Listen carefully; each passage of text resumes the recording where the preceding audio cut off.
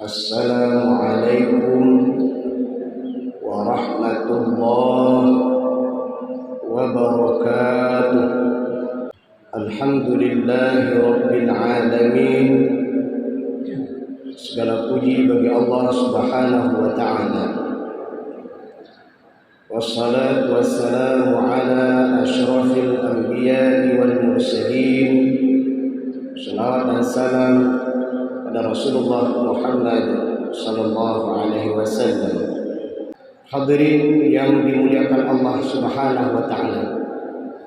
Judul nasihat kita pada subuh yang sangat mulia ini adalah ada 4 doa yang kita panjatkan kepada Allah Subhanahu wa ta'ala. Secara umum, keempat doa ini adalah menggambarkan di mana kita berdoa kepada Allah, meminta perlindungan kepada Allah dari perkara-perkara yang tidak baik.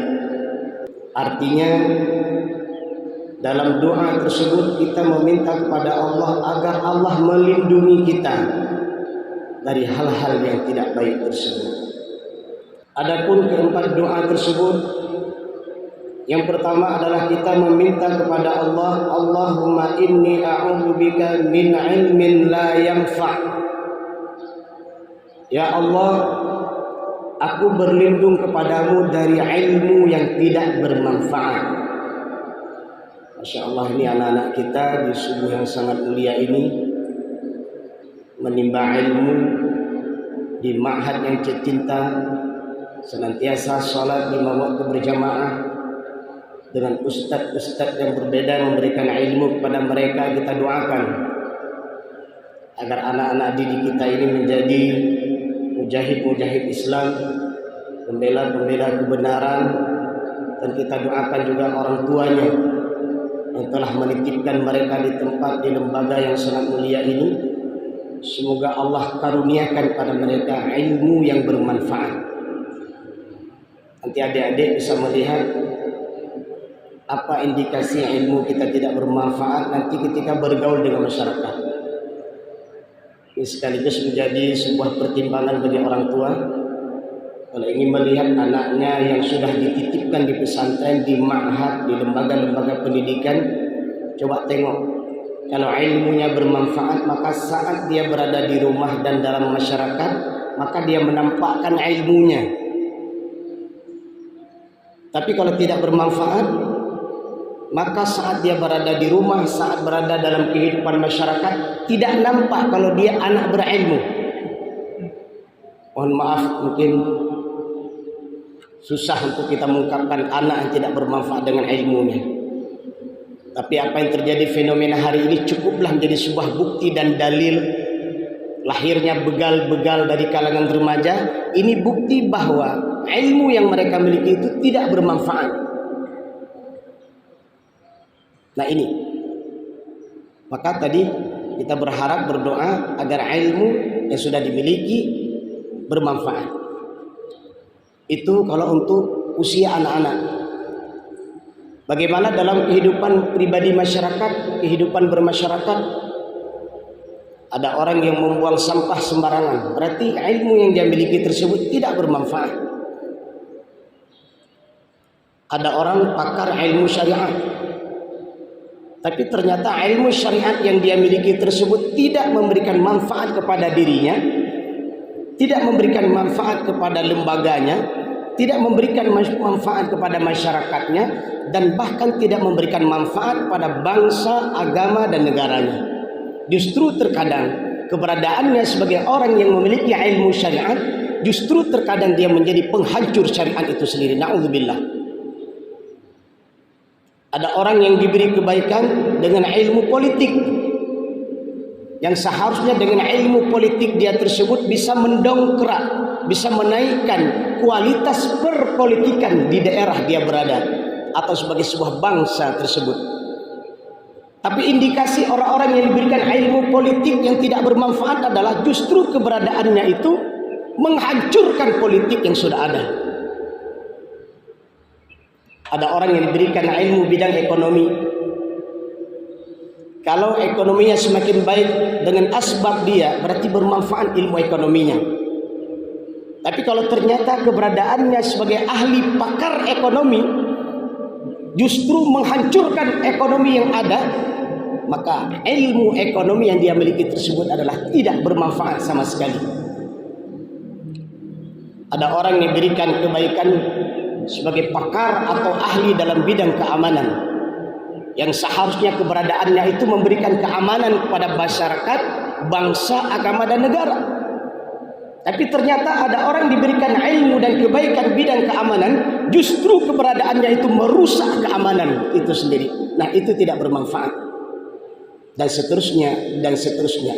Doa inilah yang kita panjatkan kepada Allah Subhanahu wa taala. Allahumma inni a'udzubika min ilmin la yanfa'. Ya Allah, ya Rabb, aku berlindung kepadamu dari ilmu yang tidak bermanfaat. Sembari kita mengucapkan doa tersebut, kita renungkan kepada diri kita, ilmu apa yang sudah kita miliki dalam diri kita. Sembari kita memohon kepada Allah, ya Rabb, jangan sampai ilmu yang telah banyak yang kau berikan kepadaku, telah aku miliki dalam diriku, dalam jiwaku, dalam dadaku, jangan sampai ilmu tersebut tidak bermanfaat bagiku, ya Rabb. Maka kalau doa ini kita panjatkan kepada Allah, sekaligus kita berusaha agar ilmu yang kita miliki tersebut bisa bermanfaat. Itu yang pertama. Yang kedua, dari jiwa yang tidak puas. Dalam sebuah hadis disebutkan bagaimana gambaran jiwa manusia tersebut. Seandainya manusia tersebut diberikan 2 gunung emas,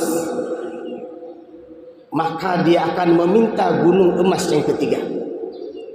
Gambaran dari hadis ini, kama qal, menunjukkan bahwa betapa dalam perjalanan kehidupan ini terkadang jiwa kita perlu kita meminta perlindungan kepada Allah Subhanahu wa taala.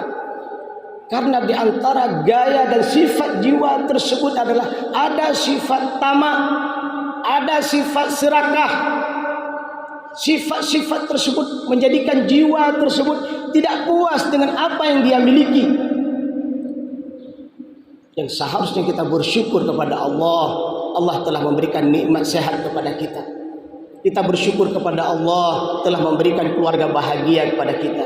Kita bersyukur kepada Allah telah menitipkan sebuah tugas kepada kita, walaupun sederhana yang kita laksanakan, sehingga dari tugas tersebut kita mendapatkan imbalan, infak, sedekah, yang itu bermanfaat untuk diri kita, untuk keluarga kita, untuk masyarakat kita. Kita memiliki pekerjaan yang sederhana. Pekerjaan tersebut menghindarkan diri kita dari meminta-minta. Tapi terkadang dalam perjalanan hidup, syaitan masuk, hawa nafsu masuk, membisikkan kepada kita agar kita memiliki sesuatu angan-angan yang tidak jelas, memiliki sifat serakah. Orang yang punya sifat serakah dan tamak seperti itu, hatta dalam keadaan sakaratul maut pun dia belum sadar bahwa dia akan menghadap Allah Subhanahu wa taala, tapi justru memiliki keinginan-keinginan yang rendah. Kondisi keadaan tubuhnya sudah mau meninggalkan dunia dan menghadapi sakaratul maut, tapi cintanya kepada dunia terus-menerus ada dalam hatinya. Tidak ada terbersit sedikit pun cinta kepada akhirat. Nah, ini bahaya. Maka mohon kepada Allah agar Allah menjadikan diri kita adalah jiwa yang puas. Jangan sampai menjadi jiwa yang tidak puas. Yang ketiga, wa min qalbin la yakhsha, dari hati yang tidak khusyuk. Hati yang tidak khusyuk adalah hati yang susah merasakan kebesaran Allah. Mohon maaf, coba kita rasakan dalam perjalanan hidup kita. Saat kita menghadap Allah Subhanahu wa taala, apakah kita bisa merasakan kebesaran Allah Subhanahu wa taala?